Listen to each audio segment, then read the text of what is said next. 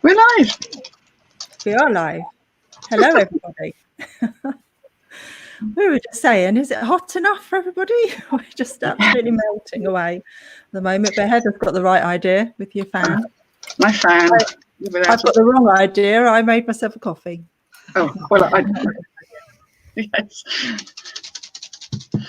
Anyway, yes. So today we are talking about what we might do or might not do differently if we were to start afresh, reselling again. We've all been reselling for different times and different periods in our lives, and yeah, I mean, for me and Nick, it's been 20 years or more, so I'm sure there are many things we'd do differently. But yeah, so if anybody wants to join in the chat and side chat, then feel free. Just say a few hellos. We have got Niall and Nicola, Jem, Laura, Welsh Wonder Nia, Chris, Daryl. Scrolling up, I think I saw Tom in there. Yeah, there's Tom. And Miss Q. There's Lex. Hi, Lex. If you do fancy joining us, Lex, then feel free to pop on. There's a little corner spare. Look, hang on. Yeah. Well, you could go half and half and go half either side of me and Kelly. Interesting. There's Janet there. Oh, there's Karen and Mr. Blobby, Cherokee Lee and Diane. So hello, everybody. Thank you for joining us. So on the panel today, we've got Karen, the Sewing Thrifter. That's Karen's YouTube name if you want to pop along and check out her channel. And then we've got Heather, who's YouTube. Who's feeding back? Is it me? I've closed everything I possibly can, so I hope it's not me. And then we've got Heather, whose channel is The Treasure Pirate.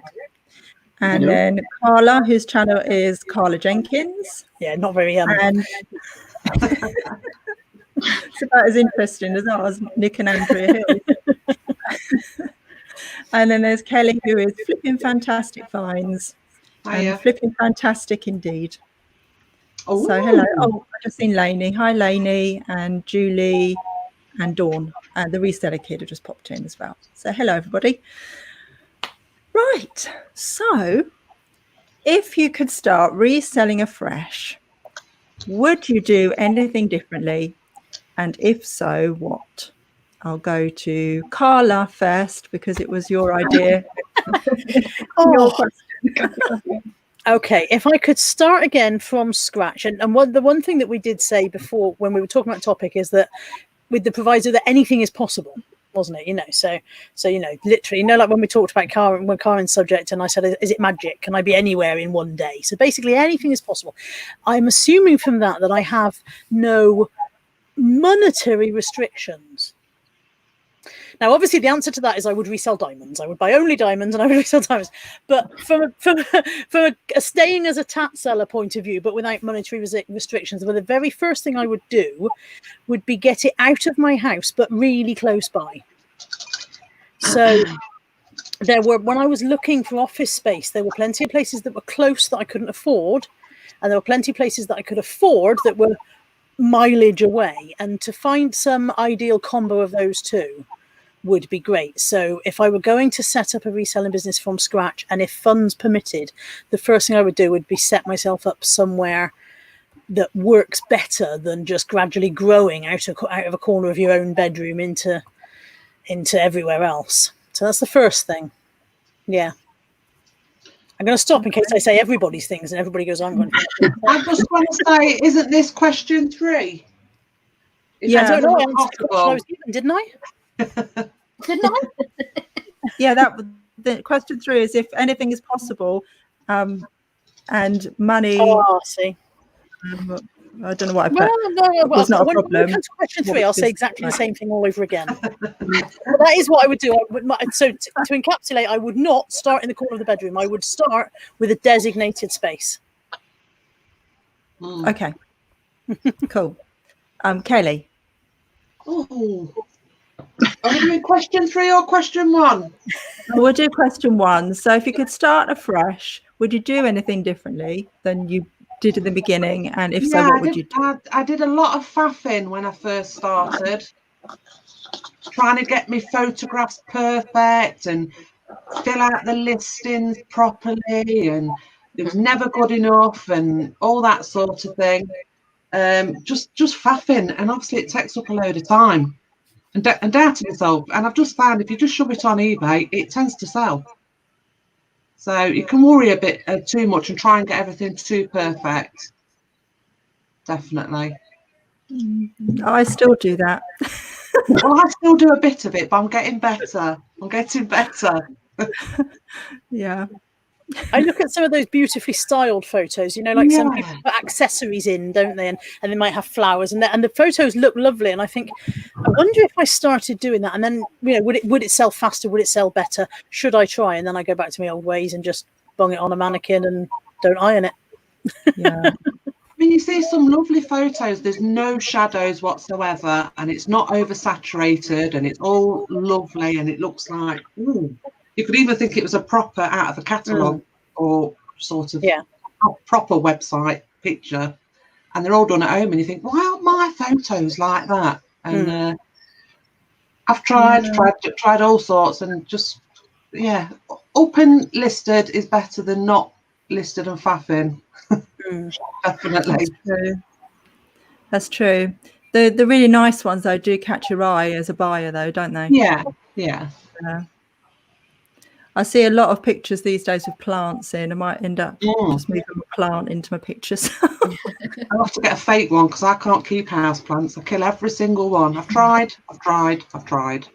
IKEA do a really good fake ivy that's very convincing, and I've managed to keep it alive and just dust it now and again. It's great. Dust it. Yeah, see that would annoy me though, having to dust it.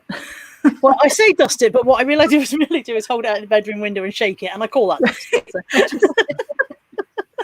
Fair enough. I've just noticed I'm really glitchy because my internet is just doing weird things. So if you'll have to let me know if my sound goes or if I drop off at all. Because No, you seem fine. You're a bit I echoey. look like I'm in a rave at the moment, and I catch sight of myself. Yeah. I just wanted to say as well, Kelly, your hair looks lovely today. Oh, thank you. Kelty did it for me. She's off work. So I got her to plait it for me. Nice. So Heather, would you do anything differently?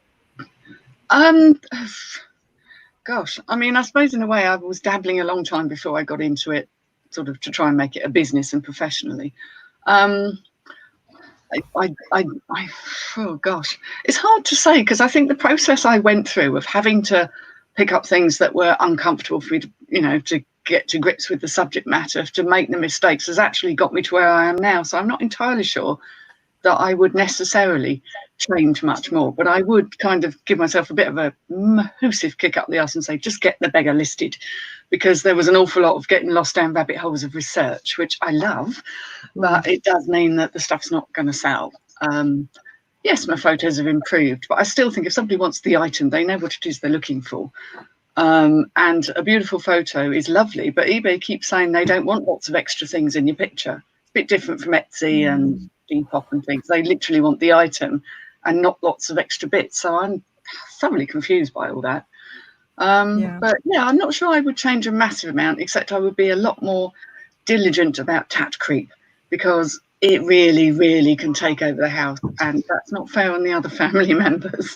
So I would be a bit better about that, I think, a bit more focused. I know. Yeah, I don't think I'd change a huge amount, really. It's been a learning process, and I'm about 5 years in, and I like where I've got to, and I'm kind of thinking ahead now rather than worrying about what happened in the past. Yeah. Karin. One thing I would say to myself is get it blooming listed, because I spent a long time having loads of stuff and people keep going, well, you just list that stuff. And probably buy quality over quantity more, because I did go through a phase of just buying anything. If it was cheap, just buy it because it's £1 and not really looking at whether it was worth buying. So definitely quality over quantity. Yeah. Yeah, I would say similar to you, Heather, that we probably wouldn't change an awful lot, because how you start and how it evolves leads you to where you are now, and you learn as you go and you learn on the way. And when we first started out, we started selling things that we really loved anyway. We started selling media and, you know, retro games, retro toys, and it was all stuff we really loved. And I don't think we'd do that differently at all. But I think one thing is getting stuff turned over. I think that perhaps one of our mistakes early on, and especially when we had the shop, was being too precious about pricing and not marking things down to shift it. And we ended up with a lot of stock that, you know, just stuck around because, you know, we weren't pricing it enough for people to just take it away, kind of thing. So getting the turnover, I think learning that a bit earlier, perhaps that would have been something we would have changed. Yeah. So next question is, what would you choose a different niche or product that you would sell, and would you have a different business model? So I'll start with Carla again. Okay, I don't really have a niche now. I'm very generalist. I very, you know, I reckon I can flog that for more than he wants me to pay for it. I'll have a go at that. That's my pretty much my entire ethos. I think I just binged, sorry. So I don't think I would choose to get into a niche, because for me, excuse me, because for me, I think I would find it very boring. I think I would find it restrictive. I like to buy lots of different things. I like to list lots of different things. So, you know, I listen to Lex sometimes saying, right, I'm going to do 40 jewelry listings today. I think I'd be bored after 3. But that doesn't mean I can't do 40 listings if I've got a variety of stuff. So yeah, I wouldn't choose a niche. I think I would still say stay generalist. And sorry, I've forgotten the second half of the question. I can't find it on my phone.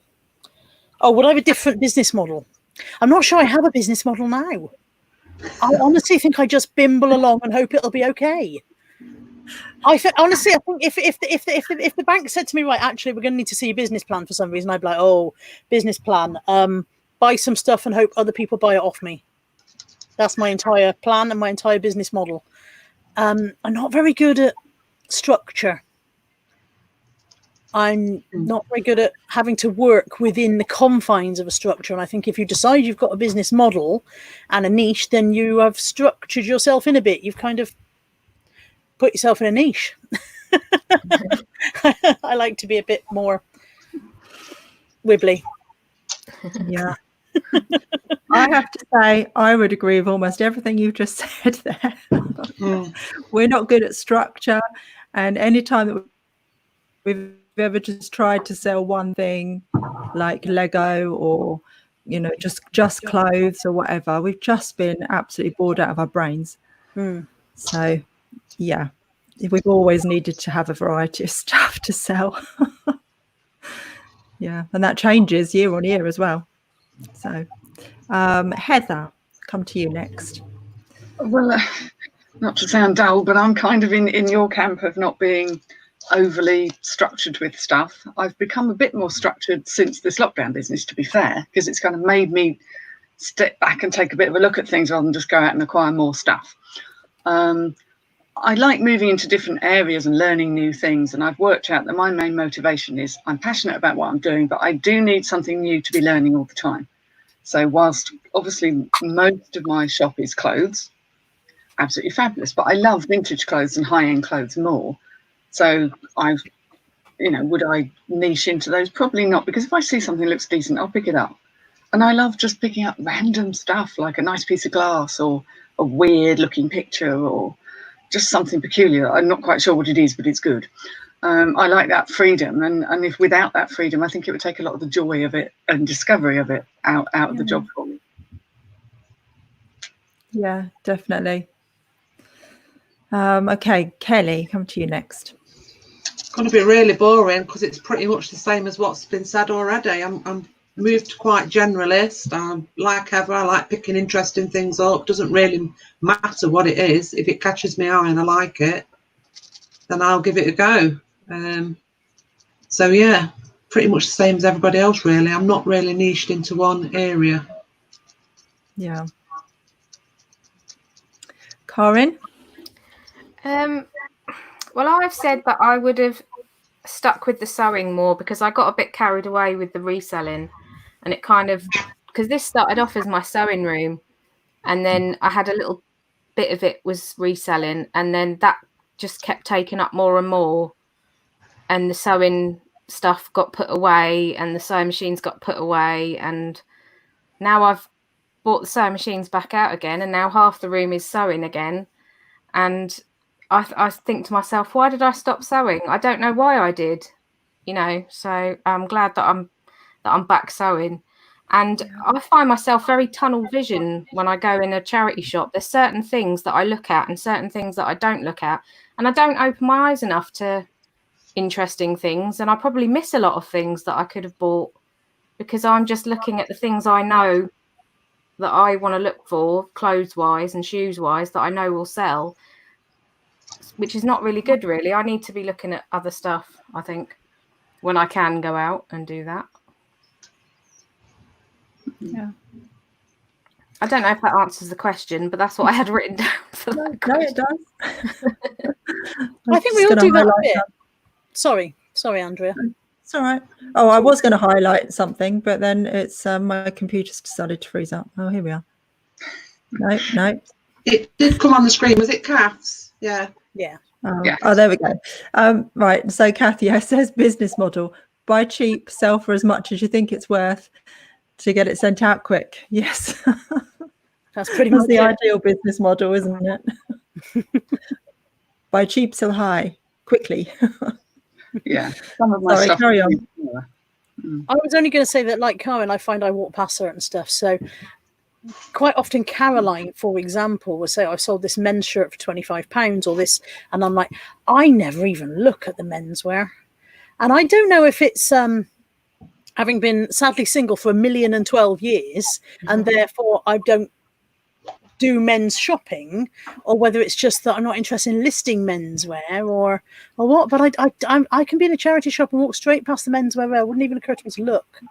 So it's a strange thing that I don't know why that's my block. But yeah. I'm a bit like that. Sometimes I'll look at men's clothing, and other times I just can't be bothered to look today. Or books or media or that sort of thing. It's not really my thing, but sometimes I'll have a quick glance over, see if I spot anything I've heard other people talking about. And then other times I just can't be bothered with it. So it depends what sort of mood I'm in, really, and how much other stuff I've brought before. If I'm, it's more when I've not brought much and I'll start looking in other areas. Yeah. I went to a favourite charity shop who's just recently reopened, so they're slightly snowed under, and they're having a bit of a sale on things. And I walked in there, and they have the one-way system. So I actually look at everything. I literally will look at everything as I go around, not miss anything. I don't pay a lot of attention to the media side of things because that really isn't my bag. And I know books and stuff is, I'll glance at it and see if something jumps out, but I'm not going to spend hours going through it because I don't know enough, and I'm probably never really going to. But everything else I will go through quite closely because it's amazing what you can miss, especially on the bric-a-brac shelves, because they haven't got a clue what they're putting out on the bric-a-brac shelves. They know their clothes labels, but they do not know stuff, hard goods. Yeah, that's good. I think that's the thing as well. You can't know everything, can you, about every part of reselling? That'd be simply impossible. We try. You can try. Yeah. It'd be nice to feel like I knew something. I want to, but I can't. Yeah. Yeah. You do. You know lots, Colin. We know you know things. I'm always surprised when I know things. I'm genuinely surprised when I know stuff. I'm like, look at me, I knew that. I knew something yesterday. You did know something. And the annoying thing was that after you knew it, I knew it as well. I was like, I knew that. Oh. Yeah. Yeah, I was going to say that sometimes I look at the men's section and quite often I don't. It depends how much time I've got in there. And I went into a shop with Ellen once, and then she went straight to the men's section because she likes some of the jumpers and stuff. And she found a really cool vintage jumper, and I was like gutted. But I mean, it's lovely because she loves it and she's wearing it. But You know, I was like, oh man, that's the thing I'd like to find. Yeah, we're going to be in competition with each other now, though. You know, with her selling on Depop and stuff. Yeah. Oh, war in the house. Yeah, I was just going to highlight Daryl's comment from a bit back, where he said sometimes it's difficult to put yourself in the customer's shoes when it comes to pricing, and I think that's true because always trying to second guess. You know, is it the pricing? Is that the reason why it won't sell, or is it just a complete rubbish? And you know, but I always think that if you mark something down to 50p, someone's likely to take a chance on it, aren't they? You know, talking about like media in our shop and stuff. I think it's stubbornness as well. I have to get over the fact that I don't want to put myself in the customer's shoes when it comes to pricing. I want them to put themselves in my shoes. I want them to give me far more than they'd like to pay because I'd like to get more for it. Thank you. Yeah. Sometimes you just have to accept that although you have valued this item at this much, if you've had it in stock for 3 years and nobody's even looking at it, you've probably over-egged the pudding a bit, haven't you? Yeah, and sure this M&S skirt is worth £400, and I cannot imagine why nobody's buying it. Yeah. I very often start quite high, and and then it sticks around for a while. I need to reduce prices, but if you don't ask, you don't get, do you? So, got to try. Yeah. Okay, question 3, Carla. You've already answered this. If anything was possible and money wasn't an issue to set up, how different would your business look? I would buy the house next door and keep my business in it. Okay, we'll go to Karen. I've put that I'd source higher value items because often I see things and then I get scared to buy them because they're too pricey and I'm scared I'll be stuck with them. So I definitely want to buy higher value items, and I would definitely, it's on my bucket list and it's been there for a very long time, and it is a professional embroidery machine, so I could do personalized whatever, you know, if someone wanted something with their name on or a particular request, and I could do it with an embroidery machine. So every so often I do get someone saying, can you put a name on, or can you put I've had a few people saying, can I have a sentence on their face covering? And the embroidery machine I've got isn't very good. Like what? What kind of sentence do they want on it? I'm smiling inside. Without revealing his name, someone asked me to put future, am I the future Mr. So I can't remember what he wanted now. Something like, I feel like I know his name. Mrs. I feel like I know his name. No. I don't think you could have, if you can read this, you're probably not 2 meters away. Exactly. Yeah. A little bit too close if you can read. Away. Too close. Yeah. Do you think you would ever kind of upcycle things, or buy like secondhand clothes and then embroider them and do things like that with them? Yeah, if I had the confidence to do that. I've often seen, I do sometimes quite a lot with clothes when I buy them. If it's not exactly how I like it, I do adjust things and I take hems down and I take bits off, and I've done that quite a bit. But I don't know if I'm confident enough to do it to resell it after I've done that. Yeah. There's a trend for it at the moment, isn't there? And it's called something, and I'm racking my brains to think what it's called. There is a name, isn't there, for something? I don't know. Can't remember. I don't know. Yeah, there is a thing for it though. Yeah. I'm in a great Facebook group for upcycling clothing and recycling clothing. Not that I do anything like that. I just like to see what other people create, and some of the things that they make are amazing. Yeah. Definitely. It's some of them's got Etsy shops and they upcycle and put it on Etsy. I never know how to say that. How do you say it? How do you say what? Etsy. Etsy. Yeah. Etsy. Yeah, you can do that. That's the one. If you say it too much, it just sounds weird. Yeah, those sorts of words. So question 3 to you then, Heather. Well, if practicalities weren't no object, I think what I would do is I would dearly love to have to just do very high end clothing, new and very high quality, repurposed, recycled, and obviously vintage stuff. I love all of that, and I'd love to have premises where I could actually have it all neatly stored rather than bagged, and where people could see it. I mean, I guess as a department, they would quite like to have a shop, although actually I think I maybe wouldn't. In reality, the idea of it is good, so maybe I'd have to have people to run it for me. But let's just take over the world. Why not? But yeah, I do think that, as Carla mentioned very much earlier, the whole thing about having something nearby that suits, that's practical, that's good storage. But really, I started off in eBay actually doing furniture. Now, if space was no object and hefting things around and all that, I would probably still do that, because there's always stuff that's coming in the pipeline that's not quite fashionable, it's going to be in another year or so. So I will be out there buying up certain things and plugging them away, knowing full well they're quite likely to become in fashion. That I quite like to do, because I love trying to buck a trend or see where it's going. That for me is like a great game. And so generally it works. So yeah, that would be fun to do more of the big stuff, and maybe have like a van where you could go around and pick big things up, because it's the size of stuff, isn't it? I mean, I'm limited by what my not ridiculously little arms will carry. How much can I shove in a trolley? How much can I cart back to the car? And stuff so not having that as a limit would be good. When you look on Facebook and somebody's going £3,000 piano, you just have to collect it, and you're like, a free piano, but where would I put a piano? So yeah, I'd have a warehouse and go, we'll go and get the free piano, no problem. And I have seen things where I've just thought, oh God, yes, if I could, I would go and get that. Yeah. Some very 80s furniture that is going to come back round again. We're currently sort of in the 70s, but it will start to move where some of that 80s stuff is very much coming in. There you go, told you all now. But not everything will come back, just like everything didn't from the 70s or the 60s. It's certain things that look good.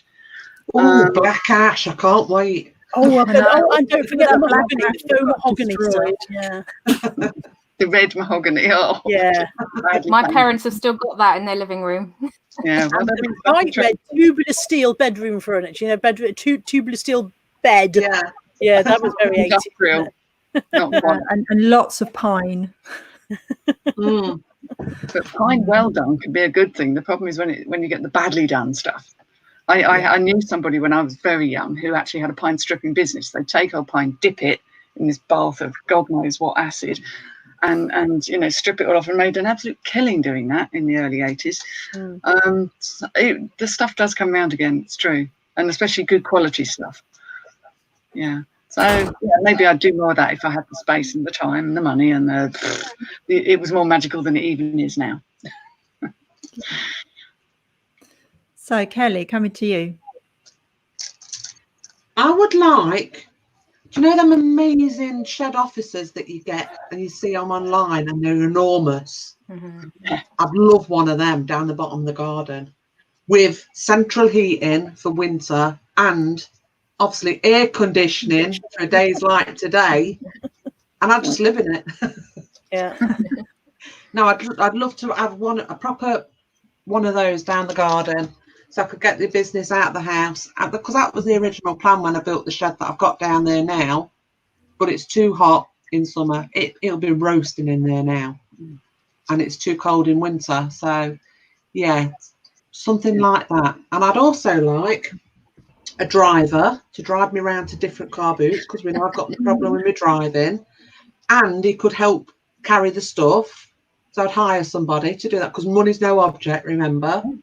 Yeah, they could carry all me trolleys, pull the trolley for me as I'm buying. I'd still buy from the car boot, because I like that. That's the bit I like.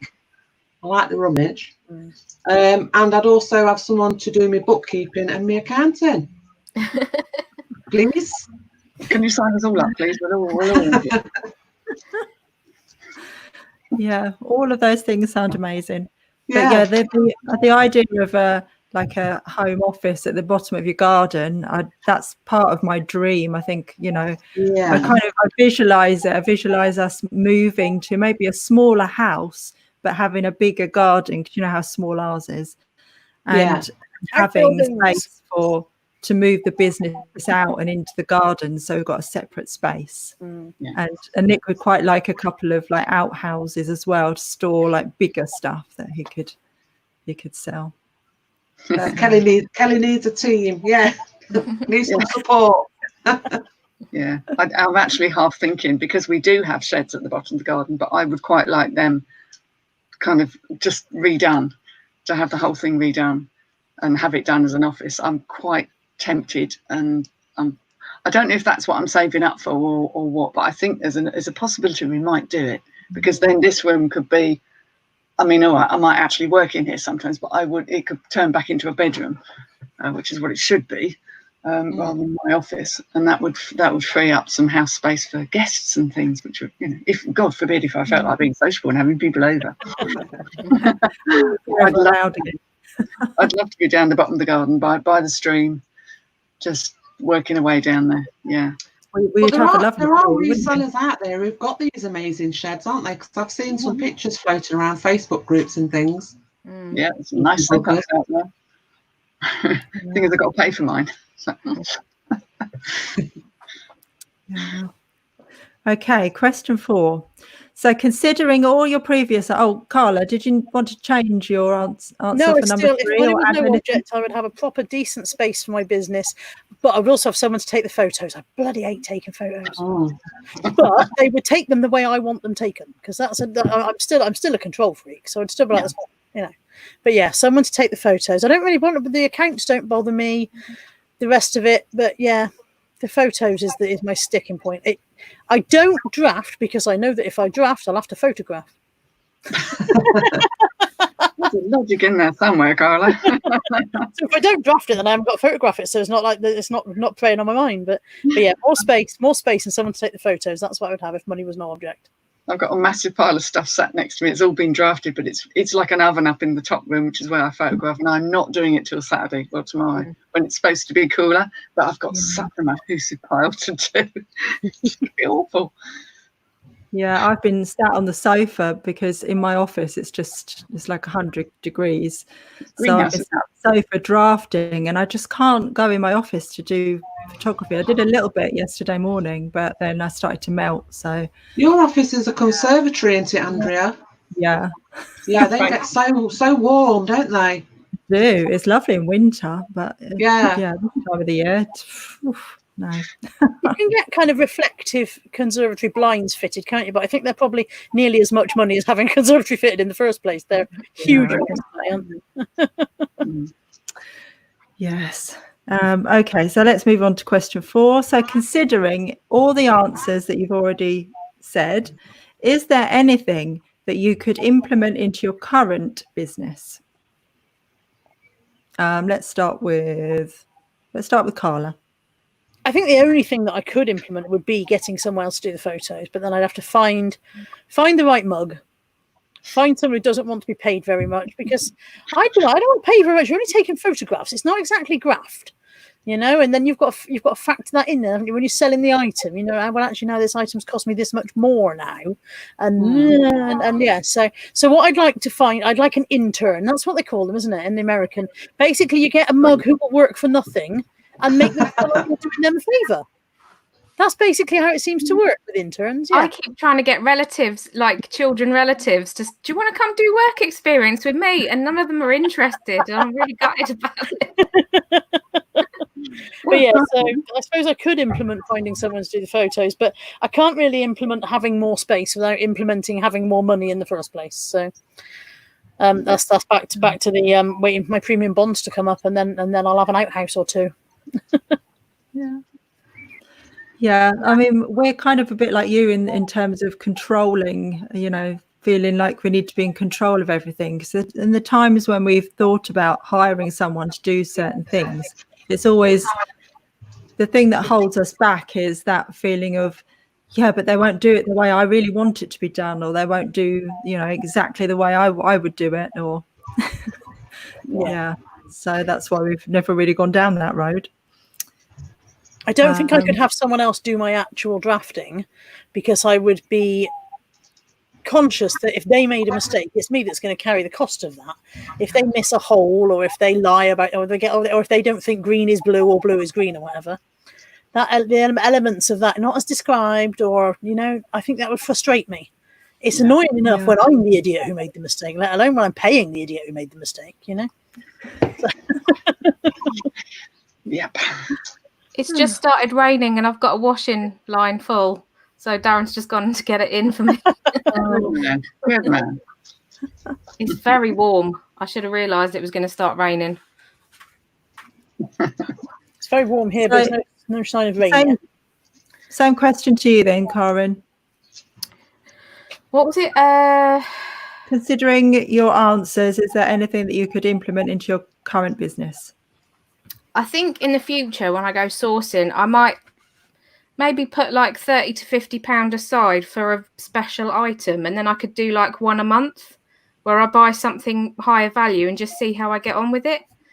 Because I have a set amount that I spend every month, so I could put some aside and definitely do that.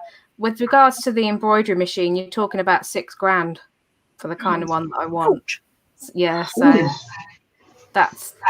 you very rarely see them come up for sale second hand. Start with one that's a bit not quite the one you want, maybe that might be a little bit more affordable. Is that possible? The one I've got was £800 and it's just not good enough. It's the quality of the embroidery is just not good enough. So it's all right if you want to do a picture or something, but actual words, which is what I want to do, words and fonts and things, it's not good enough. So I would think for that money though, Karen, you'd need to be on a massive production line of getting stuff in and out to make it worth your while. Yeah, wouldn't you? Yes. Sorry, he's just saying off. Will I sort it out when I'm finished? I think he's just put it in a pile. That's when you fold it. Please don't make me fold it. I don't want to do folding. He doesn't do folding. Anthony's the same. I'm like, can you get the washing? And he's like, I'm not folding it. Talking of drafts, Gaz here says, I tend to do the drafts first and then take the pictures via the phone, then upload. Yeah. I kind of mix it up. Mostly I do that, and sometimes I take the photos first, depending how I'm feeling that day, or depending on light. Yes. If I've got good light, I might get my photos done first. So I do it the way Gaz does it. Drafts first, then pictures, then upload from the phone. Yeah. You know my problem, if I did draft first, they'd just end up dropping off before I took the photos. Time limit, isn't there? You can't leave them up there forever. Right. I think it's about 3 months. I mean, Yeah. also if you draft, you spend all that time and then you go and do your photos and you find a big stain, like I did yesterday on a lovely monsoon dress that I was going to list for £50 because it was new with tags. And it's got a big ink stain on it, and I've tried to get it, but it won't come out. So that's going back to the sale. It's better than it was, but it's not. I can't sell it like that. So really annoying. Gutting, isn't it? Yeah. Yeah. So Heather, is there anything that you could implement in your current business? I think I'm sort of slightly shifting around what I'm selling. I'm sort of moving. I am trying to get refocused back onto the things that I know I love, which is the vintage, which is the higher end stuff. You can't. It depends on what you can find, and obviously at the moment things are very different. But it's made me think about what I love doing. I don't get a deep amount of joy out of putting an M&S skirt on. Even if someone buys the damn thing, I can't get excited. So I'm going to try and see if I can shift around into selling more of the stuff I love. And although we all need the bread and butter things, and I will obviously always have to have some of them, to have not quite so many. That's my sort of plan. And I can do something about that as we go forward. So, yeah. Yeah. Cool. Okay, Kelly. I would try to get more of a routine with what I do with my eBay. Which I've actually been doing recently. I've been getting a little bit better at listing, but I've been getting new stock in, so that's like reignited my passion to get stuff done. It's more exciting stuff rather than just listing from the death pile. So that's really, really helped. And the other thing I'm considering is going on to QuickBooks because of the accounting thing. Yeah. So I think if it's there and I'm doing it more on my phone regularly, it'll get me up to speed with my accounts better than just putting it off.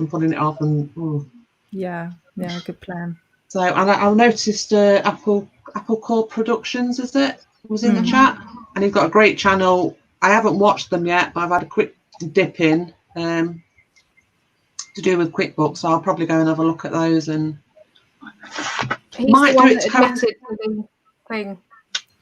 Pardon? He was the one that requested the future misses on his mask. He's admitted it in the chat. Oh, right, that's okay then. It wasn't who we were thinking of then, Carla. What, the future Mr. Jenkins? Well, no, Andrew refers quite a lot to the future Mrs. Nolan, doesn't he? It's his catchphrase. Yeah. Oh, so, yeah. so I thought it was Andrew. Yeah, so back to the QuickBooks. I might do that to coincide with the managed payments that are coming in. Yes, yeah, that's our plan as well. But like with anything, we get distracted with things, and Nick hasn't sorted it out yet. So, yeah, that needs to be done. Nick needs a to-do list on the back of his door. Who would have thought it? A whiteboard on the back of his door. He had a whiteboard on his door, which he used a couple of times, and then we took it to the boot sale because he just never bothered to use it. It's like he writes up on it, but just sit there for months. Make real drawings on it, from what I remember. Yeah. Oh yeah. I love the way that Nick says, "We need to do so and so. We need to do so and so." What he's really saying is, "We need to do that for me, please." Or we need to do this for our business. In other words, can you do that? Because I'm never going to do it. Yeah. Okay. Did everyone answer that one? I think we did. What could you implement? Number 4. Yeah, well, I think we've done that one. Yeah. Yeah. Okay. So number 5 is there anything you would like to change currently? Who do we go to first? We'll go to Carla first. Is there anything I would like to change currently about my business? Only me, I think. This is the thing with being self-employed, is that the buck stops here. So all of these things, I can blame it on having no space or whatever. But at the end of the day, it's me. I need to. I'm at the point now where apparently I cannot speak. This is a recurrent theme with me at the moment. My brain goes ahead and my mouth's like lagging along behind going, I'm not ready. I said a few weeks ago, and Sue mentioned it in one of her vlogs, that it resonated with her, that I said that I felt like I'd behaving like I was on furlough. Like the world had been furloughed and I'd gone along with the flow of that. I'm on furlough. And I'm trying to pull myself back from that. And the car boot starting back up has really helped that. But I'm still not really back in work mode the way I know I ought to be. I know I ought to be getting up in the morning and going to work at least 4 days a week. Let's face it, at least 4 days a week, I should be going to work in some capacity. And I don't necessarily mean working all day, 4 days a week.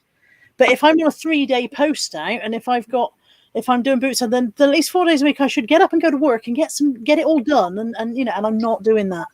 I thought I was getting up and going to work this morning, but I haven't actually drafted anything yet today. And it's now nearly 3:00. So even on the days when I say that I'm going to do stuff, I find I'm doing other stuff. YouTube is a bit of a crippler for me. I spend more time at the moment filming and editing YouTube videos than I do eBay, and that's something I need to get a grip on, because whilst YouTube brings me in a little bit of money, it's not where my bills are paid from. So I can't focus that much on that at the expense of eBay. So yeah, the thing I want to change right now about my business is me. Yeah. Kelly? I think I mixed up my answers because I wrote down QuickBooks and better routine, which I've already said, haven't I? So I don't know what I've missed. I've missed one of my answers somewhere. I don't like. Or not answered it. I don't know. That's fine. I've done a Carla and jumped ahead one question. Yeah, that's cool. Heather, is there anything you would like to change currently? Well, I'd like to maintain the better structure I seem to have acquired, strangely enough, through this lockdown process, where it's because I wasn't going out so much and doing what I love doing, which is filtering around finding things. I've actually had to think I've actually got to do some listing and some work and try and make this work in my favour. And so I've been a little bit more self-disciplined about stuff. I've still done it when I felt like it, but I felt more like doing it. So I'd like to actually keep that going.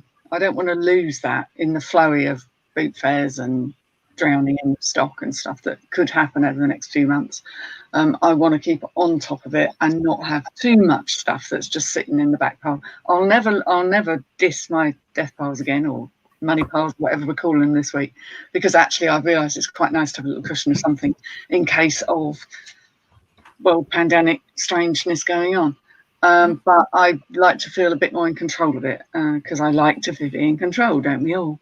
So that's what I want to take forward from this: is don't get overwhelmed by it. Yeah. Karen.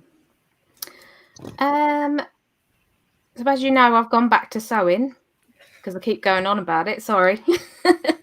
So I'm glad that I've done that, and it's made me a lot happier.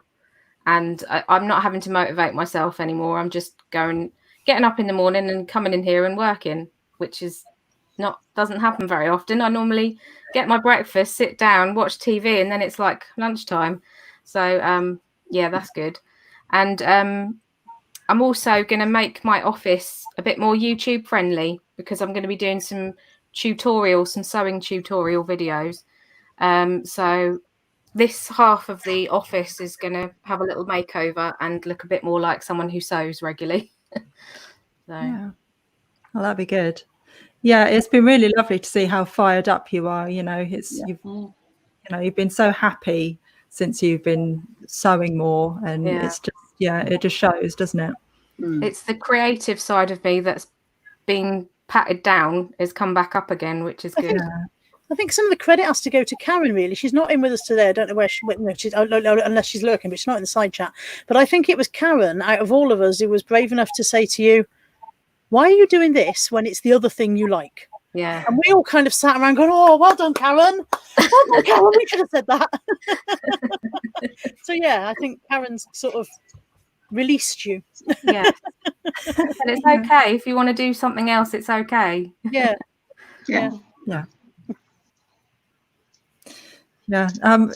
Did you pass your fan down to Carla there, Heather? Pass that over to me.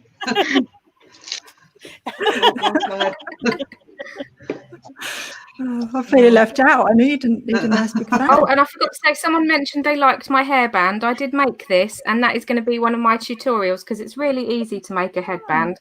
So I thought that'd be one of the first things for someone who's learning to sew. It's one of the first things you can make for yourself. Cool. Yeah, it's good.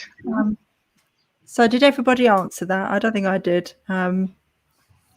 What would I change? I'm definitely moving away from buying clothes as much. I'm having to, as much as I love dealing with clothes, it takes so long for me to list, because I'm so perfectionist about all the item specifics and the photography and all of that. It's too time consuming, and for the return on just normal sort of high street clothes now, it's not. I think it's a buyer's market, isn't it? Yeah, at the moment. I'm ploughing through my backlog, and quite a lot of it I'm going, is this worth my time listing? Putting it on a boot sale pile. I'm just going to take a load of stuff and try and cash it in at the boot sale, and try and concentrate more on. I still want to sell a variety of stuff, but try and concentrate more on other things than hard goods. But it's not to say that I'm not going to sell clothing at all, because I still love it. So if I see something I really love, I'm going to pick it up. But less. So that's what I'm trying to change at the moment. There was a couple of questions, I think, in the chat. Nate Dog said, do you think that boot sales will be cashless in the future? I don't think it can be. I can't see it because of the No. processing fees for receiving payments. Anyone who, you can get all of these portable card payment processing things, etc., but there's a fee on every single one of those transactions, and usually there's a minimum fee until you hit a certain amount. So when I go to a boot sale, if I say to the guy, how much is this, and he says 50p, he's not going to want me to pay him by card if there's a 50p minimum transaction. Yeah. Not going to want that. And yeah, most people, they're just clearing out the stuff in their houses. They just want the cash in, don't they? Just want to make some quick cash. So if we think about how money came about in the first place, people used to trade stuff, donkeys and horses and everything, and it was just brought about to simplify that process. Yeah. And obviously we can't all do the electronic payments, so cash is always going to be around, I think, in some form. I don't think boot sales will go cashless until the world is cashless. You know what I mean? But yeah, definitely. And then Gaz says, if eBay shut down, what would you do? I'd still do what I'm doing, and that's another thing that I'd like to start doing in the future anyway, is do more specialist fairs, vintage fairs, get back to doing that. But obviously I need to start the driving myself. I can't rely on my brother. So that is in my longer term plan to do that. So yeah, if eBay closed down, then I'd do more fairs. I still think you should get Heather to hypnotherapy to help with that. She doesn't do friends. There are many other qualified hypnotherapists out there. We'd still be doing reselling in some form or another, I think. I mean, there are plenty of other platforms out there, so one would just rise up to take its place, really, wouldn't it? Yeah, you've got Etsy, you've got, there's Facebook Marketplace, there's lots of ways to trade. And I think also lockdown has taught us that if you're flexible and try and find other ways around doing things, there is always another way. It might be annoying to have to change, but we're all determined enough and experienced enough to know that people will trade. That is never going to stop, so it's finding how to do it. I don't know if anyone saw, did anyone see Edward's live stream that he did the other day with Nick, where he was launching his website? I haven't seen it yet. No, I must watch that actually. Amazing. So I mean, there's always options, isn't there? He's planning long term, sometime down the line, to stop doing eBay completely and to just use his own website. It takes a long time to build. Just lately I've done hardly anything on eBay. It's all been Instagram, so I've been doing most of my sales through Instagram and people messaging me through there and then paying via PayPal. So Karen, has most of your sales come from people within the reselling community, or have you reached people further afield than that? A few people from my Facebook, my personal Facebook. Quite a lot of people on Instagram who follow me because of sewing and not necessarily because of reselling. Then quite a few resellers and some people via YouTube as well. So a few different avenues, really. That's good. I'm just wondering what you could make in the future. Yeah, I've got plans of other stuff that I'll be making. Kitchen, it's going to be homewares to begin with. So stuff for the kitchen and kitchen covers. Oh yeah, my friend wants covers for her appliances because of the ones you made for me. So brilliant! Get on to you about that. Okay, that's what reminded me. Did you start to say something before, Carla? Probably, but it probably wasn't important because I haven't retained it. I don't even know what the subject was. Sorry. No, it's fine. I dare say it wasn't remotely interesting. Ashley says, would you ladies consider doing some sort of listing or similar challenge amongst yourselves as a motivational tool? I think we've kind of tried to do some sort of challenge between us before, and it never ends very well because Lex just comes in and wipes us all out. I don't. Yeah, I well, don't. I've done 3 listings, Alexis, and yeah, I've done 300, and I'm just having a tea. Lex is the winner. Lex is always the winner. She's a beast machine, that woman. I must What? admit, I never do challenges and stuff like that, because the minute someone says that, that's a pressure I don't need, and I don't have a problem with getting my listings done, so I don't. I never really do challenges. I just getting through a week is a challenge for me, really. So you know. Yeah. I think we're more like, maybe I'll say I'm going to list 10 today, and then later on in the tea time, have you listed them 10, Kelly? Will come up and I'll say, oh yeah, or oh, not quite. I better get some more listed before I reply. I forgot I said that out loud. Oops. So I could say face. Yeah, you see, I do just stay quiet. I do great big goes of it when I'm in the mood. So I will literally draft 50, then I'll do photography for 50, and then I'll be scheduling about 70 odd in one go. But they're spread over the week, so technically I'm doing a certain number, at least 10 a day. But it doesn't feel like it to me because I'm doing them in sort of big batches when I'm feeling efficient. I used to work that way, and it used to work really well, but I seem to have lost the stamina. I've got no stamina. It'll come back. That's a fly, though. Dive You've on. got the fly. You've got the reselling fly. Reselling fly. There's one fly that's Something literally else I'd like. around. Oh, sorry, Eva. Go on. Sorry. No. I was just saying there's one fly that does the rounds. We all get a turn. I was going to say, you just reminded me, that's something else I'd like to do in the future, is be able to schedule listings. And I think it's Sarah Resell. She's so far in the future with her schedule They won't let her on do anymore. She Instagram. ran out of space, didn't she? I saw that. She was It like, only I'm lets you go. reselling my scheduled list and doing my scheduled listings, and I'm up to the end of time. Yeah, it only lets you go 3 weeks. It's a 3 week ahead. So Yeah. I reach the end of it and I have to stop. So literally about every 2 weeks, I upload a massive amount and do them all in one go. But yeah, I would never have known that, Heather, unless you just told me it's 3 weeks. Yeah, I know. Yeah. Yeah. So I'm scheduled up to the middle of July at the moment, pretty much, or as near as Brilliant. then. But I've got another 70 odd, so that I will be able to put them on. When I've built them properly, then I'll upload them. See, and this is why we don't have competitions or listing challenges. Yeah. Exactly. That's the reason why. With anyone. I have to It say, worked for me. it's been very amusing watching the lads doing their listing challenge this week. How's A that lot been of working out? testosterone has been thrown around. No. Well, Kath said that Sarah has got 214 scheduled listings. Wow. Go, girl.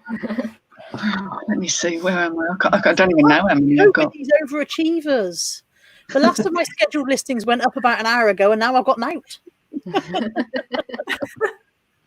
Gaz wants to know where you get your wallpaper from, Heather. Wallpaper. Oh, this isn't wallpaper. This is actually a fabric. Prestigious Fabrics. What's the name of it? I can't remember what the name of it is. I've had this for years. It was a piece of fabric I bought, and it's actually covering up. This folds down, comes down to actually be get this, a railway track.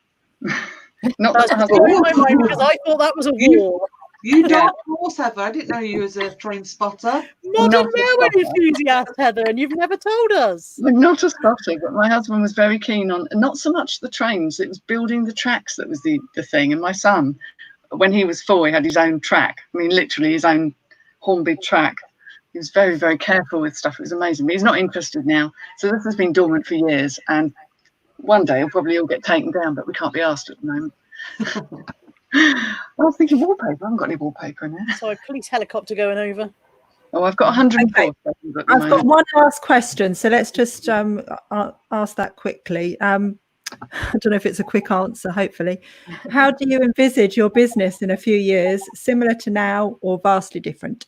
So, Corinne. Successful. I've just written one word, successful.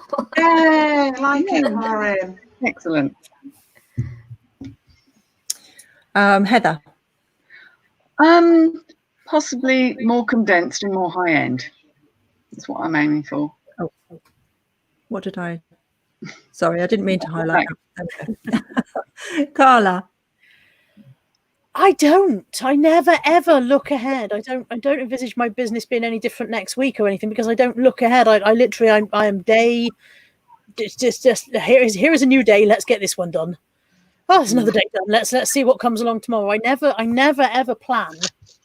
Partly because my own rebellious nature means that when I plan, I then rebel against myself and scupper myself, and so I don't.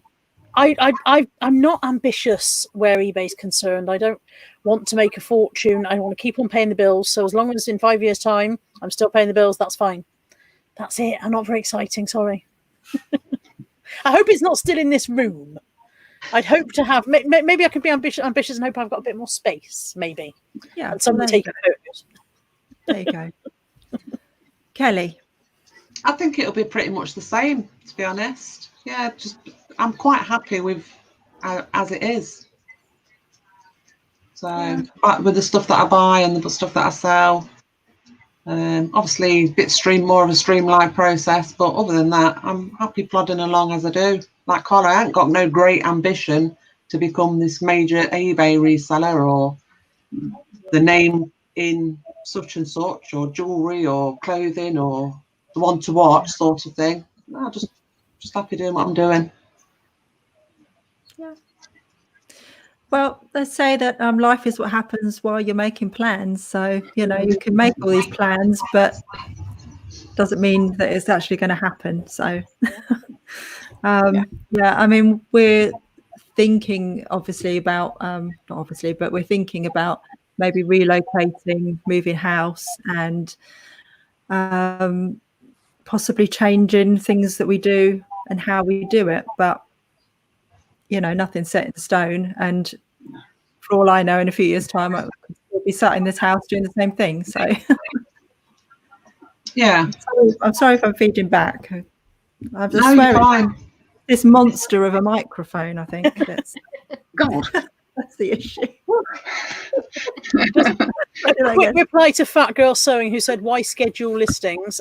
For me, because then I can drip feed onto eBay, and there's activity on my account every day, even on the days when I'm being slack and not doing any work. That's why I do it. Exactly. Yeah. And I think it's a really good idea. I'm just not that organised. I'm not usually. It only happens occasionally that I actually get ahead of myself. Yeah, it just means I kind of buy myself time so I can have some time off or not be doing anything and not feel, I ought to be. And that's the thing. It's kind of like it's working in the background while you're not doing anything. So I tend to work very intensively for a while and then very little. Okay. Right. Marita says, why don't you want to be big? Is eBay just too hard so you give up? No, I've been eBaying now for 17 years. It's not hard. I just don't want to be a massive success. I don't have this urge to take over the world. That's not who I am. I'm just quite contented with your lot, aren't you? Yeah, I want to pay the bills. Yeah. Success comes in many forms. Yeah, it does. Oh, Corin, I like it. You could do that on a thing. Yeah, I mean, over the years, Nick and I have had all kinds of ambitious ideas. We've wanted to have a chain of shops. We wanted to do different things. We wanted to have a warehouse and hire staff to work for us and scale it all up. And we just realised that it's not us. We're so much happier just working, just the two of us on a smaller scale, covering our bills. We don't need lots of stuff. We don't really want lots of stuff. We're just happy and content with our life the way it is. So, and it's more about shops. It's more about lifestyle choice, isn't it? It's more about being happy in what you do, and we don't deal with stress very well. So, hiring lots of staff and having a big operation and managing that would just be really stressful. That's not why we choose to do this. So, people do strive for bigger, better, faster, whatever, don't they? But there's other people that are quite content with what they've got, and it's just you tend to hear from them more. Everyone seems to be wanting bigger and better, and but not everybody's like that, and there's nothing wrong with not being like that. Yeah, but that's another thing, isn't it? Bigger and better isn't always bigger and better. No. That's another Or saying. better. Might be bigger, but Corin, Yeah. another one. Madam Slogan today. okay, we need to raise some money for Karin to get this embroidery so she can make fun, Yes, please. slogan teas and Oh, I'd love that. lots of different things. I could So- have a line of bags saying, "Do you know who I am?" Yeah. So if we all Oh, got together and managed to get Karin her embroidery machine, then we could all launch channel merch and Karin could make it for us. Oh Yes, what a great idea. Yes. I'm going to have some of my most common sayings on T-shirts, like I can't speak. I can't work today. That's your one. I can't work today. Yeah, Bear with. bear with. I'll be back. Bye. Yeah. I'm sitting on my plumbing. Sitting on my Sitting plumbing. on my Yeah. plumbing. Yeah. Just on my plumbing. To anybody else that doesn't watch The Waffle, they'll be like, what? What do you mean they don't watch The Waffle? Who doesn't watch The Waffle? Who doesn't watch The Waffle? Admit it now. I must admit, I didn't think Andrea watched The Waffle, and she's caught me out this week in that. So Yeah, and a lovely little parcel arrived yesterday, so I'm going to open it later. you're not quarantining it for 3 weeks. Well, cardboard. I'm fairly sure that what's inside is going to be absolutely fine. So cardboard is like a 24 hours. So I left it for 24 hours. I did, because it was going to you, I did wipe it over with an antibac wipe before I packed it as well, and then I meant to tell you I'd done it and forgot. I thought I'll prep it for her. Oh, I know, it was really weird, and I was watching. I was like, "That's a very good choice. That's a very good choice. I like that." oh, you've been caught out there. What did you know? Yeah, I should be more careful next time. So I'll let you know when I've opened it later. Frankie's Fine's going to buy my merch. Look, There you go. One taker. one sold. Yeah, so if you don't know what we're talking about with Carla's Waffle, Carla has a channel, it's Carla Jenkins, and she does a weekly vlog, and it's called The Weekly Waffle. So if you haven't watched it before, head over to Carla's channel and check it out, 'cause it's very good, very entertaining every week. She gets people waiting for the waffle, don't you? Sorry, Kelly. Waiting for the waffle to come out. I apparently so. Yeah. That popular. You make me blush. Lots of waffle fans. Carla, did you do one with Caroline? Did you do a vlog with Caroline? She'll be in the waffle. There's a little couple of cropped bits of her in the waffle, but we didn't do a whole vlog for the day. It was a bit We hot. always intend to. We always think. I always think, well, I'm going out with Caroline. I'll do a day, day in the life, and then we actually just be in the day rather than film the day. So Well, I'd you be haven't used seen to a proper vlog. Yeah, never mind. As long as you have fun. Lots of love for the waffle in the chat. Thank you. Right, thank you very much for joining us, everybody, and thank you for chatting, ladies. Enjoyed And, it. hopefully that was interesting. And thanks for the idea, Carla, because I was racking my brains all week and couldn't come up with anything that we haven't already done. Okay. All right. Well, thanks, everybody. I'll see you soon. Bye. Bye. Bye. Have we gone? Yeah. I think we're still live.